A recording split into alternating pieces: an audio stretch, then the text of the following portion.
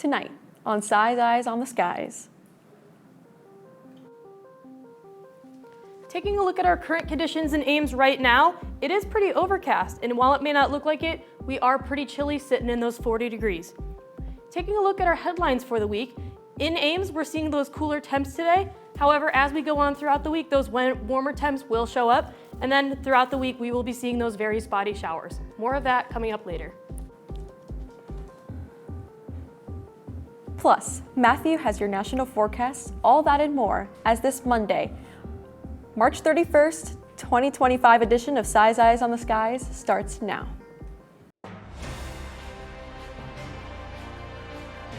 Broadcasting live from the studios at Iowa State University, the Iowa State Meteorology Department brings you the latest weather from across the country and out your front door. This is Size Eyes on the Skies. Good evening. I'm your host, Adriane Stamer-Fuentes. A widespread deadly and historic tornado outbreak affected large portions of the Midwest, Southern, and Eastern United States on March 31st and April 1st, 2023. The result of an extratropical cyclone that also produced blizzard conditions in the upper Midwest. The Storm Prediction Center, also known as the SPC, issued a high risk for severe weather in two areas of the Mississippi Valley on March 31st. The first high-risk insurance since March 25, 2021. Approximately 28 million people were placed under tornado watches, including multiple particularly dangerous situations, also known as PDS tornado watches, from the evening of March 31st through the overnight hours into the morning of April 1st. Nearly 150 tornadoes were reported across the country in southeast Iowa. 29 tornadoes were reported in the NWS Quad Cities County Warning Area, with 11 reported injuries and no fatalities. The strongest tornado in this outbreak developed southwest of Keota, Iowa, and moved northeast towards Wellman before finally dissipating in southwestern Johnson County. It was rated an EF4 with maximum sustained winds estimated around 170 miles per hour. This was the strongest tornado in the NWS Quad Cities CWA since 1995. And now, to discuss more with what's happening around the country, here's Matthew with your national forecast. We're definitely going to be having a very active weather week. We'll take a look at the headlines. Severe storms in the east. We're going to be keeping those on the main eastern portion of the United States. Heavy rainfall totals will be looked at, and we also have a winter storm in the west moving into the northern portion of the United States as well. More on that after the break. Beat it. Just beat it. Just get in, we'll talk about it. I've got to go home. Oh, come on, Carrie. We're going to a new place. She wants to go home, right? Let's go. Whoa! You okay to drive? Yeah, I'm fine. You sure? Relax. What's a few beers? If you don't stop your friend from drinking and driving, you're as good as dead. Drinking and driving can kill a friendship.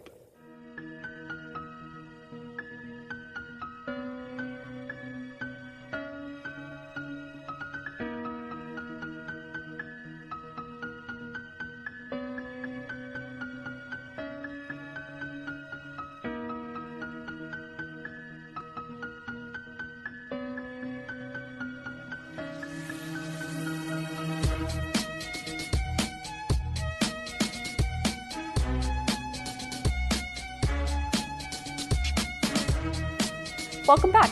Now let's go to the national forecast with Matthew. So Matthew, I'm a huge fan of warm weather. Are we expecting that anytime in our forecast soon? Well, we might be seeing some record temperatures in the south, but the majority of the United States is under some severe weather warnings for the rest of the week. So we're definitely an active weather week. So let's take a look. Currently, our severe weather warnings right now are mostly in the East Coast. So for anyone right there, make sure that you are aware of what's going on in your area. If you're in this area, make sure that you're staying inside because these severe thunderstorms will be dangerous. As we take a look at the satellite radar, this is what I was talking about today. These severe thunderstorms are moving across the southern portion of the United States out to the East Coast, and we will be seeing these dissipate after tonight into tomorrow, but those rainfall totals will be there. But we will be seeing some severe thunderstorms pop back up in the Midwest and move east across the United States. Let's take a look at that. So we're going to move into Tuesday. Here we'll see these haven't really formed into the severe thunderstorms that we're talking about yet, but these showers will be continuing from Monday through Thursday. So as we move into time here, we're going to be seeing these start to form across into the Midwest area here. This is Wednesday afternoon is where we're going to be seeing that severe thunderstorm line start to form. And as we move through into Thursday, this is where these are most likely going to be staying as we continue into the end of the work week.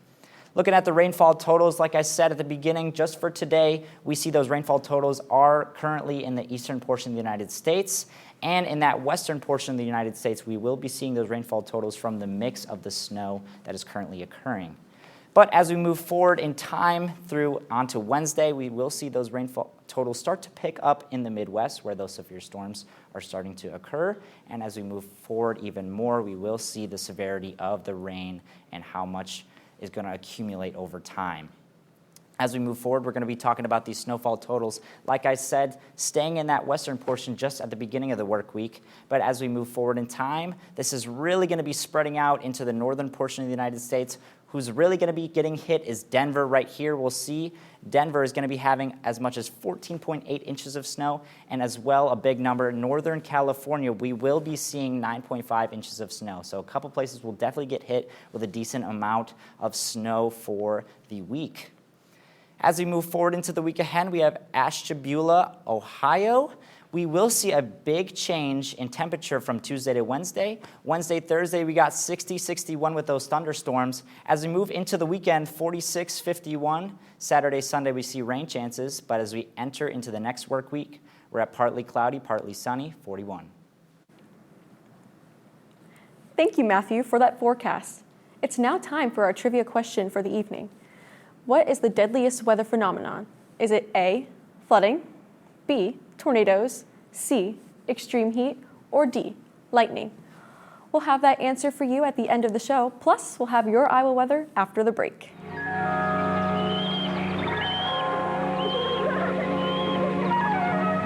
It only takes a careless moment to turn this into this. Don't let forest fires be your fault. Make sure your fire is dead out. Remember, only you can prevent forest fires.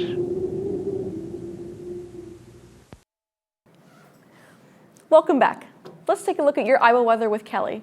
So Kelly, as I was just asking Matthew before, I am a huge fan of warm weather, so I'm curious if you think there's going to be any warm weather in our forecast, because we've been dealing with some 30-degree temperatures and I'm not liking it. So what's your opinion on that?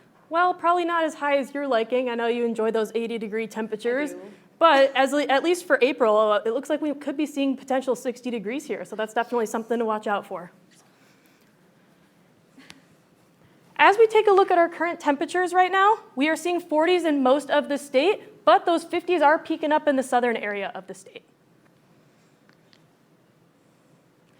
Taking a look at our skycast for tonight, we are seeing those partly cloudy skies, and it also is going to drop down to about 32 degrees. So rather chilly, but what's nice is that those winds will be rather light and variable, coming from about north-northwest at about 7 miles per hour. As I said, calm winds throughout the majority of the state. In Ames, we're going to be seeing at about 7 miles per hour, Des Moines 5 miles per hour.